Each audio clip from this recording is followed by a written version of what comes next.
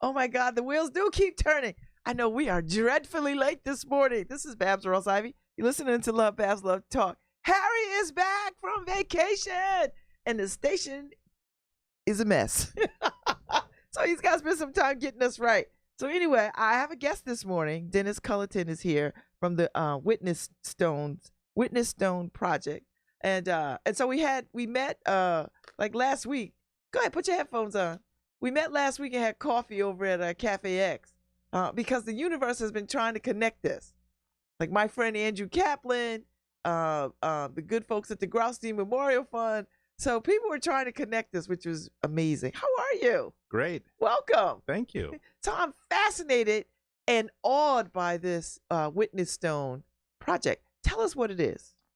Yeah, the Witness Stones Project is a project to memorialize and to restore the history of slavery here in Connecticut and in the North. There was slavery in Connecticut? Well, if I told you how many adults who grew up here and went to school here asked that question of me, you would be surprised. No, I wouldn't. Okay.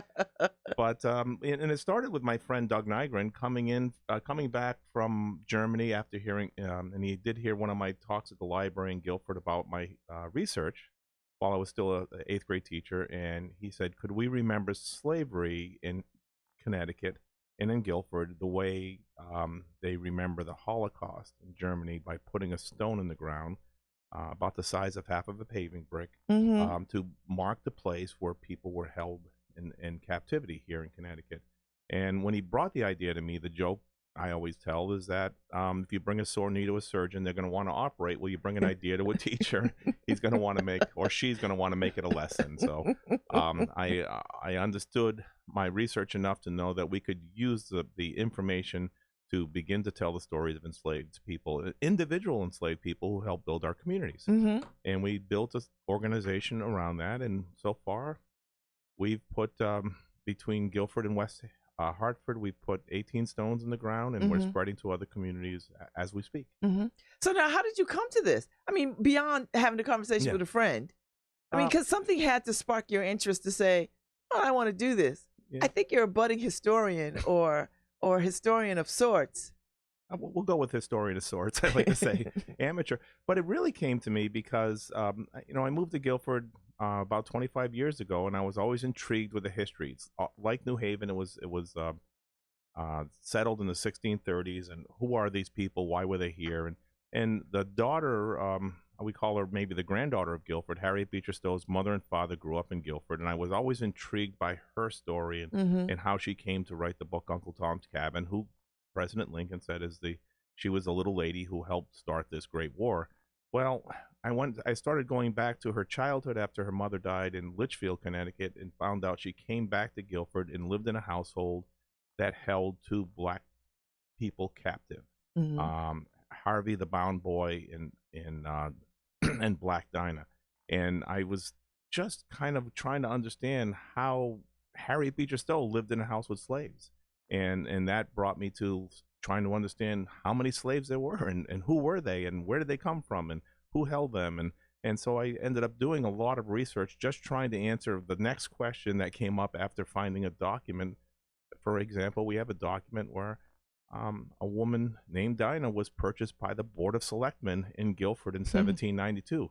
Now, I have about 1,000 questions with that document, but you could see how you could easily kind of start going down that rabbit hole. Yeah. And I came up because you want to know, you want to know why. Okay, what is going on here? Who are these people, and why are they enslaving people, and what was going on here, and what was going on after they were set free? What happened? So all these questions came up, and I just spent a lot of time and hours and hours going to archives in Hartford and And going online, Ancestry.com has some amazing stuff Mm-hmm. these days, and just spending hours and hours and collecting it. And in a sense, Doug gave me an avenue to share this information. And I don't know if I'll ever have time to write a book, but it's a blessing to be able to share the research and try to begin to make a difference. Because as we realize what information we had and what ideas we had, we also realize that in America we haven't done the truth yet Mm-hmm. about slavery. Mm-hmm. So if you go to Germany, last year I went to South Africa. You go to other countries, they've done truth and reconciliation. Yes.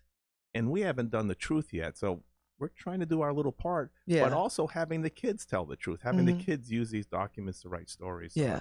Well, I mean, I think in America we want reconciliation without telling the truth. yeah. I do believe that's probably why we have the breakups that we have, the disconnect that we have, because we want reconciliation before truth telling. Right. So, what did you find most amazing about this work? I mean, were you expecting to find so many enslaved people in Connecticut? In Guilford? I mean, were you stunned by that? I mean, I would have been stunned by that, kinda. Yeah. And I think luckily it came to me on a trickle. So you take one piece of information and you grab another piece, but I was shocked at who owned the enslaved people. I think I was kind of shocked because it was leadership. It was like town leadership, like the ministers, like the pastors of the church, the leadership, and it was, and people say, well, it was okay in those days, and I said, have you ever read the Bible? Have you ever read about Moses, this guy bringing his people away from slavery? He knew what was wrong. Yeah. And we didn't know what was wrong. Read the Bible a couple times. And if you put yourself in the place of who, if you start thinking of the Bible and the idea of the other. Mm-hmm. So for the Egyptians, the Israelites were the other. So you could treat them that way. But if you picture yourself as an Israelite, being treated as a slave was wrong. And that was, that's from the beginning of our country, was, our society is, if you can do a lot of awful things to people if you don't see them as people. You don't see them as people. Yes. If you see them as other, you will. Right. That was shocking to me, because the people that we celebrate in our communities, Mm-hmm. whose names are on the building and whose stories we tell, that's how they thought. And not every single one of them, but that's how they thought. So for someone to say it's okay to enslave someone, and it was okay because that's what people did, are missing the fact, because if you put yourself in the shoes of the person who's being enslaved, you say that was wrong. It was wrong all day, every day. Yeah. So kind of getting our brain around that this dehumanization that allows you to treat someone as an other is the beginning of that story. Yeah. And even with the students, when we talk about how do we look at these documents, and we talk about dehumanization, you can, the parallels with Nazism and the Holocaust. But, I even go so far, and have gone so far as to say, we have a leader who was dehumanizing people who crossed the border. And then 6 months later, he was using language to say they're criminals, they're rapists, they're drug dealers. And then 6 months later, we find that children are in cages. Is not a surprise, because the dehumanization happened. Yes. The words happened, and then the actions happened. Mm-hmm. So we can see the parallels today. We could see them in Nazi Germany. Well, that's the joy of history. Yeah. That it will teach you. And if you don't learn it, you are doomed to repeat it. Right. And we seem to be in that repeating mode. We seem to be in that repeating mode right now. Yes. Yes. But certainly, the excitement comes with the discovery. I thought probably about 5 years ago I found everything there is to find, and then you open a new book, or you pull a new string, or and you're like, whoa, and look at what we have here, mm-hmm. and you find new techniques. So mm-hmm. But it's amazing to me that the information is there. I do believe it's hidden history. You can get a book of the history of Guilford or New Haven or someplace, and you might find a few lines in a paragraph about slavery, and then to be able to find all this documentation that not only were there so many enslaved people, but they were held in the households of the leading members of society. Mm-hmm. And that wasn't mentioned when we talk about those people. Yale did a very good job in I think 2001 looking at their relationship with slavery. And they might want to republish that because now people are really starting to, that's coming back. But with all that information, they couldn't get around the corner when it came to renaming the college. I know, right? They couldn't. They had the most wonderful information about their complicity with slavery. Yeah, and they couldn't. And they named the college with the understanding that they knew they were trying to recruit or solicit or invite folks of that thinking to come to that college. Yeah, like there was a reason why they named it. It wasn't because he did great things. It was because because he had a belief, and they wanted those students to come. Yeah. And so they weren't able to, they did turn the corner, Well, they did. They did turn the corner with a little help scrutiny from a custodian, put a broom through a window, a mop. But yes, but they had the research to support them thinking a different way. So that was interesting to see, and God bless them that they did the research and they came up and they published that. But it maybe needs to, And they're celebrating 50 years of African American studies at Yale right now. Right. Which is, weird, but 50 years. Right. Which is a short period of time in the whole scheme of the information they've been sitting on. Yeah. So how does the town of Guilford take this? I mean, do they side-eye you? Do they welcome it? Are they excited? Why are you digging this up? Why are you, all these things that make people feel maybe ashamed or embarrassed or couldn't possibly be Guilford. You must be mistaken. Yeah, I found so much support, and in support from when we first started this. We realized we wanted to put these stones on or about the sidewalks in town, and that's all town property. So we went before the Board of Selectmen. I remember not realizing that that the press was going to be there. They had, the Guilford Public Television. They had someone from the Guilford Courier, and I brought to them the document where the enslaved woman Dinah was purchased by the Board of Selectmen. And I'll tell you, they looked at that document and they looked up and they said, what can we do to help this project? And they took it upon themselves. So here we have, the first selectman, Joe Mazza, whose parents were Italian immigrants, and Cindy Cartier, and the names were all, European names of people who came during whose families came after this Civil War and after the Emancipation Proclamation. But they took it upon themselves to say, this is our history. These are our forebears, so they didn't shy away. They didn't shy away. What can we do to help? And then having the students tell the stories, I think, blunts a lot of the criticism, because the students are using these documents. They're using church records and probate records and vital records and inventories after somebody dies, and anecdotes where there are these brief stories out there. And if you hear it from the mouth of Babz, it's telling the truth. It's not fake news. It's the truth. People seem to be able to accept it better than if you or I came in and said, boom, this is the way it is. But we've had a really upswelling of positive responses. We speak at the library in Guilford often, and we get oftentimes standing room only crowds who come in and want to learn more about it, and then they ask what can we do next. And so we've had a lot of wonderful support. I've heard whispers of why we got to dig this up, and how's this going to help us in the future, and there's a lot of answers to that. But one of them is, if you see the world today and you think everything's great, well, then you're doing okay. But if you look at the world and say we need to make some changes, sometimes you have to look backwards and to be able to move forward. You have to say, why are we in this situation?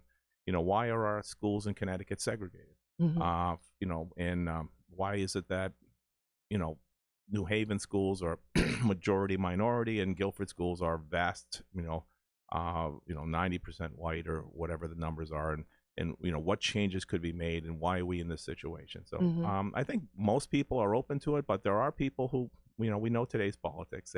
don't want to hear it. Mm-hmm. They want to. So how do you get young people to get involved? Where do these students come from? Like, how do you get them? Well, we do it as a classroom activity, Mm-hmm. and really we bring the kids through. Because you are a retired teacher now? Retired teacher, but I'm still working with the wonderful teachers at Guilford Public Schools. And in West Hartford, we gave a workshop for retired teachers up there who are in classroom teachers, and they're bringing it to the classrooms in West Hartford. It's really designed around a middle school 8th grade activity. Mm-hmm. And but it can be done at other ages. We're also working with 2 independent schools this year, and one in Sacred Heart, Greenwich, and another one is the country school in Madison. I find it interesting that these are very white schools. Yes. Like you can't get whiter than these schools. Well, West Hartford is about 40% students of color, and a lot of I them, didn't realize that. a lot of them are East Asian or South Asian, but a lot of there are parts of West Hartford that are African American and Hispanic American areas, but it is, and part of it, with the part of it I think has to do with and this is my own feeling. I haven't done any research, but I think these towns aren't as worried. The prep schools or the independent schools aren't as worried. They don't do the testing, the smarter balance testing.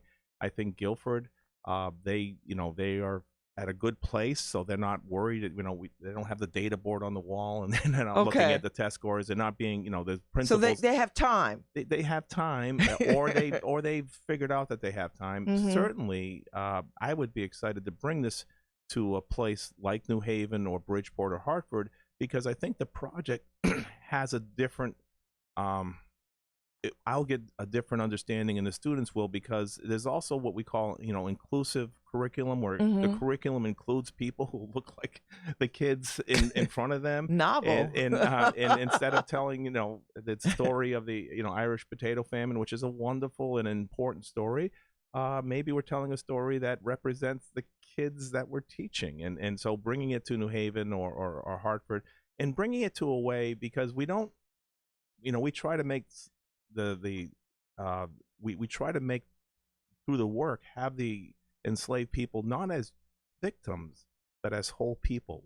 Part of the restoring their humanity is not saying how badly they were treated, but how they acted and how they had agency in their own life, even within the confines of slavery. So this idea of agency and resistance is a big part of how we teach this, or how the kids find the information, because we need them to know that these folks were fully human, and that they had the same thoughts and desires and hopes that other folks did. And it's not easy to squeeze that out of the research we have, because that isn't something maybe the people who were collecting the information 200 years ago. Yeah, they weren't thinking that they were people. They were just so they weren't concerned about capturing information. Yeah, and they were, they were, habitual about it. So they wanted to write down everybody who died, and they wanted to write down all this other information. But we can see through it, and there's new ways of analyzing. And even, sometimes enslaved women in the North were told not to have children, because at a certain point, slavery didn't make as much sense economically in the North, and sometimes they did anyway, and that could be considered a form of resistance, is bringing your family forward, going to the next generation, or running away. We see all these runaway slave ads, and that's a form of resistance. And we don't always, and I think when I was younger, I would say, oh, they did something wrong, and now it's like, no, they did something really right. They took their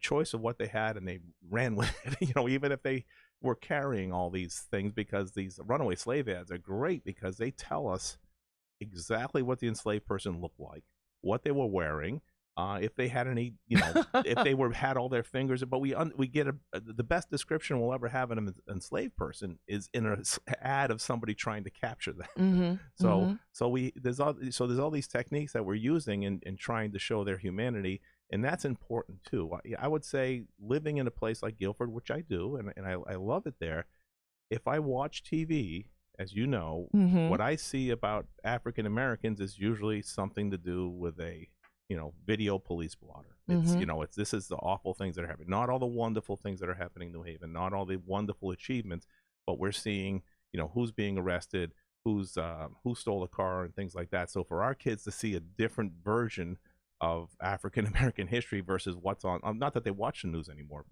they really don't. But so that's important too, to see a different, to have a different description that they're creating using these documents. Mm-hmm. Mm-hmm. So, so what do you like to see happen with the Witness Stone project? Well, I retired this past June, so we could, take it and try to bring it to other folks. So, I used to say it feels like it has legs, but it's something that can be brought to other communities. There's some heavy lifting, so you can't go to New Haven and say, oh, here's a project and do it, because there's somebody who needs to go out and dig up the research of the enslaved people here.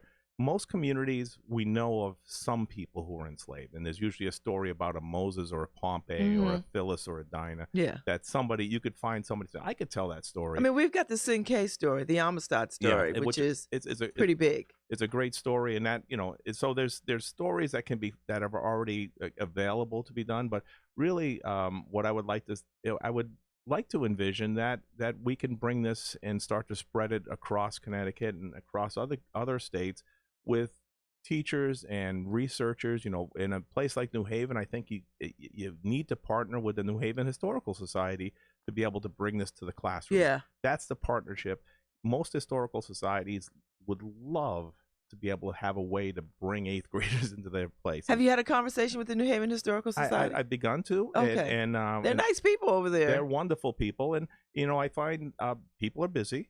They have a lot of wonderful things that are doing. I think through this project, I've begun to find so many good things that folks are doing already, and they're looking at this as being an addition to the that's good nice. things they're doing. So I recently had a conversation in Deerfield, Massachusetts, with Historic Deerfield. They interpret around the enslaved people who lived in Historic Deerfield, but they're saying, how can we interpret it even better? And so they're looking at bringing this in as a way to bring in these eighth graders or bring in these middle school kids, and to start looking at specific documents about individuals instead of talking generally about slavery in that particular community. So so there's great stuff. This June I was part of the Hempstead House's Juneteenth celebration. Yeah. And there was a wonderful, I was on a panel discussion there, and they had, I'm gonna forget his name, but the African American man who's doing the slave dwelling project, and he goes around the country and stays overnight in places where enslaved people live.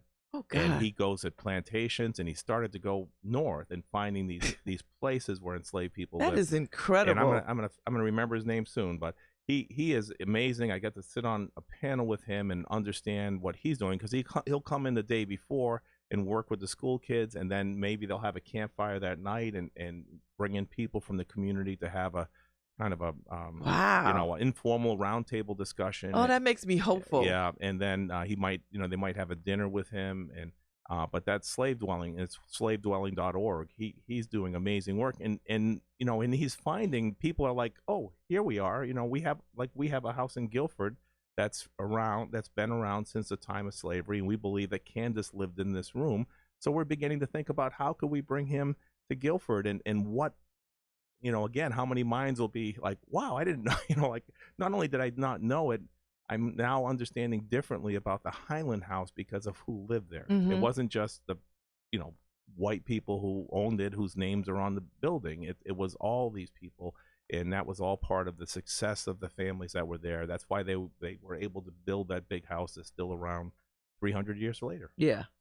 So Joe McGill. See, I knew. Good. Joe McGill. Joe McGill. Yes.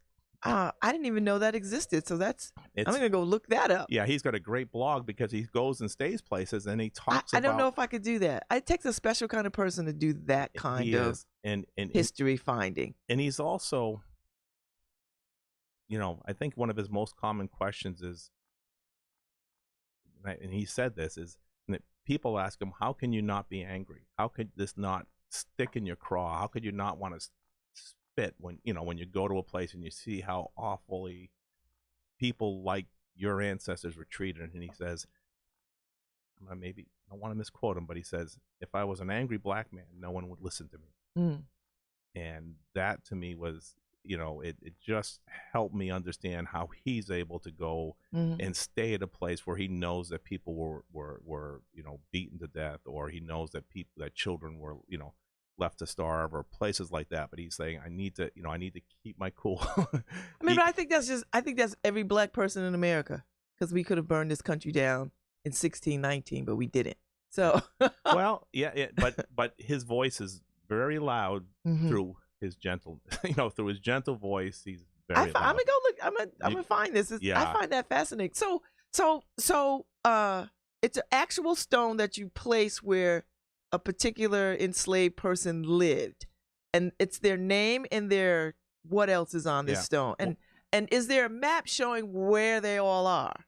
Well, we're beginning to do that. We felt that if we can do this for 5 years, we would like to put up a permanent interpretive sign where with a QR code on it. So in 5 years, we'll have 15 stones, for instance, placed in Guilford, and then you would be able to go up and say, because they're not all going to be beside each other, although many of them are going to be around the green.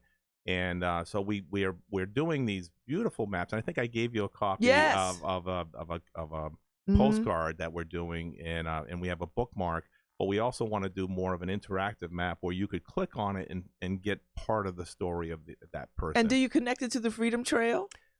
Or kind of? We're working on that. Okay. I'm also Because that would make sense to me. It makes sense to me too, and I'm a board member on the Connecticut Freedom Trail, And they just did Judge Constance Baker Motley, yes, her previous home in wherever it is in Connecticut. Yeah, I'm sorry, it might be Vernon or whatever it was. Wherever, yeah. And I just got the information the other day about it, and they Right. just recognized her home as part of the Freedom Trail. Right. And we're I'm on the board of the Freedom Trail, and they're very excited about the work we're doing, and and I'm still letting things, I don't know what the word is, ripen, or get to a point where we have more more to share, but we're trying to show through our website, witnessstones.org, the work we're doing and connecting to the work in West Hartford, and now the work that's going to be done this year in Madison and in Greenwich. Wow. So we're expanding the story that way. The stones themselves that look so much like the Stolperstein, the stones that are put in the ground for the Jews who were captured or kidnapped and murdered under the Holocaust. That's our model, and we asked them permission. So we went to them and said, "This is what we want to do. Is it okay if we model ourselves after what you're doing in Germany?" And the folks at the Stolperstein, which means stumbling stones in German, they said, "Yeah, you can do. Please do it. We understand the relationship between the Holocaust and the transatlantic slave trade." So the stones that we have the name of the enslaved person. We try to find through the records what they did for a living. So like they could have been cook. They could have been a cook. They could have been a miller, blacksmith, or something. And we sometimes try to get that from other documents. We can sometimes get that from the wills of the slaveholder that for. Oh, that's right, because they would be. I mean, because they were chattel property, right? So, but they also would oftentimes still be left something. So they might be left a spinning wheel or cooking pots or something like that. There's a couple of anecdotes out there. So we know that Candace, for instance, made wedding cakes. So she was a baker. That was like her side job after she was freed, was she made wedding cakes. We know her mother Phyllis, she inherited 2 different types of spinning wheels. I think one for flax and one for wool. So we know she was a spinner. Phyllis's son Moses, according to Lyman Beecher, Harriet Beecher Stowe's father, he ran the farm, he rang the church bell, he was a factotum, which it means a jack of all trades. He sent Reverend Fowler's son to Yale, and he was considered a king of the slaves. So we can't put all that on a stone because the stones are really 4 inches by 4 inches. So we put Moses, factotum, king of the slaves, and we say when he was there around, if we know exactly when he was there in that particular place, we'll take the beginning or the end, or we might say circa 1760, which means around. We know he lived here around 1760. Are there headstones for these people? Are they buried somewhere? Are they what happened to them? Do we know? Well, we know that we only have one extant headstone of an enslaved person in Guilford. So out of the, and I have records on 85. I would guess it was easily twice as many enslaved people over time who don't show. I mean, because now we're finding all these slave burial grounds all over the place, right? So unmarked and what we're finding, we have things from the 1930s when during the Great Depression they sent all these like professors and people out into the field to do things. So they there's records of, we know in the back corner of the of the church burial ground there were people with unmarked graves, and they were oftentimes paupers and enslaved people. Like I say, we have one marker for Shem, who was held by I think it was Simeon and Submit Chittenden. And Submit, a nice name for a wife. But Lord have mercy, Simeon and Submit, and he has an extant stone that we know it's right up on top of a hill in Guilford, across from the Congregational Church there. But most of the people who were buried in Guilford for the first 200 years were buried on the Guilford Green, and then all those stones were removed and placed at two other graveyards or cemeteries. We believe that most of the enslaved people in Guilford are buried on the Green and are still there, or their remains are there, but we don't have any records and we don't have any stones. So that's, but I would say also all the paupers and all the, folks who couldn't afford a stone, so when they moved when they took the graveyards off the Green, they took the stones, and in New England, and left in New England, we know, just like New Haven Green, after the last hurricane, I think they found some bone chips under the roots of these big trees. And what's the square? What's the square? Right. So we know they're there, and we believe that in some towns, the churches fought like heck to baptize and marry and bury the enslaved people. In other towns, not so much. So you can find these wonderful church records. Middletown, between the Anglican Episcopal Church and the Congregational Church, there are records of 250 enslaved people who lived in Middletown. Wow. And just in the church records, and that's not even diving into the vital records or the probate records or things like that. So because these two ministers, it felt like they were competing to to save some souls, or but in other places, not so much. You can find church records of towns or cities that had many, many enslaved people, and there's not a mention of them in the church records. So tell people how to reach you. What's the website? So the website is witnessstones.org, and it's with Witness Stones is 3 S's in the middle, so just so people get that. And to email me, they could email me at Dennis at witnessstones.org. And that would give them that could bring them to us if they're interested in doing it. On the website, we kind of have, if you're a parent and you're interested in doing this, these are the steps you might want to go through. If you're a teacher, these are the steps. And if you're a historic organization, because those are the types of people who are coming to us right now. And it's exciting. I just had a new a new inquiry yesterday from Killingly, Connecticut, which is up in the northeast corner, and the big town in Killingly is Danielson. And I already have a record of Mrs. Danielson, I forget her first name, who went to Boston and purchased an enslaved woman. Oh gosh! So we already, so I already have a little Connecticut connection. is rich with this slavery. Yeah, and so here's a community that it's namesake, or the wife of the namesake. I don't know. Was a slaveholder, and that's that's the history of it's intertwined, and now we're bringing it out, and it's I think it's fascinating. Yeah. I think we are at the right time to sort of have these bigger conversations. Yes, and I again, I feel that this is happening with certainly Brian Stevenson at the Equal Justice Initiative down in Alabama. He's doing some crazy work with lynching and that lynching museum. I know, I'm trying to get myself prepared to go to the lynching. Yes. Because I'm a huge fan of Ida B. Wells. Yes. Because she was an amazing woman that ran around this country trying to get anti-lynching laws passed. Yeah. I mean, this Black woman at a time, and she was small, and she had a progressive husband who was like, I will stay home with these 5 kids and you go do this thing. She's a crazy person. Oh my God. Crazy.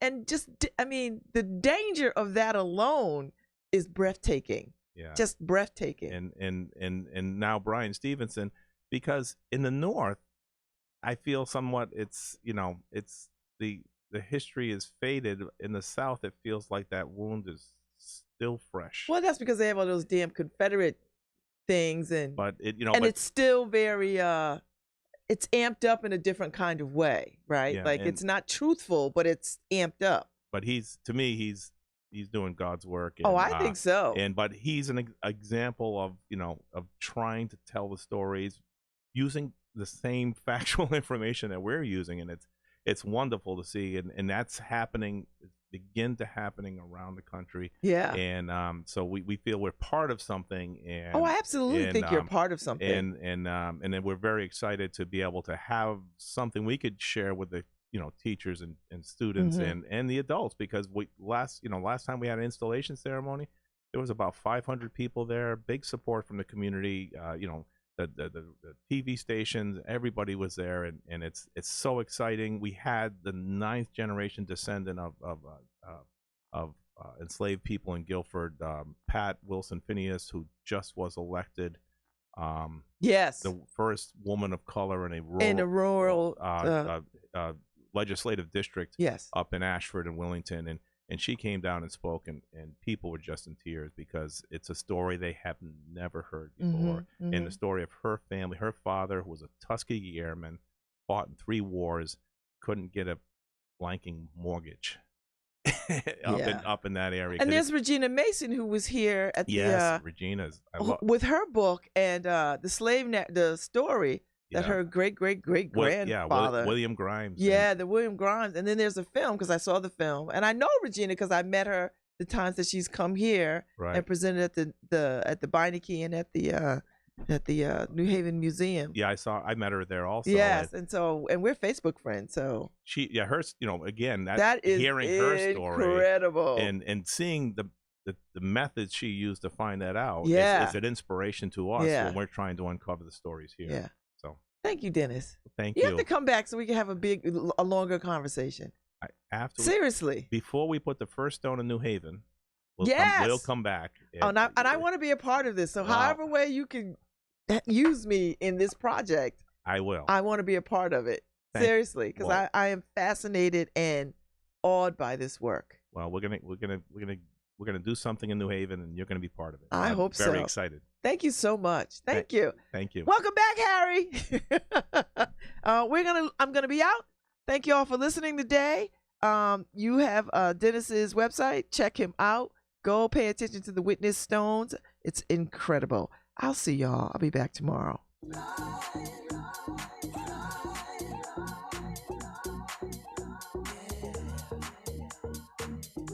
Yeah.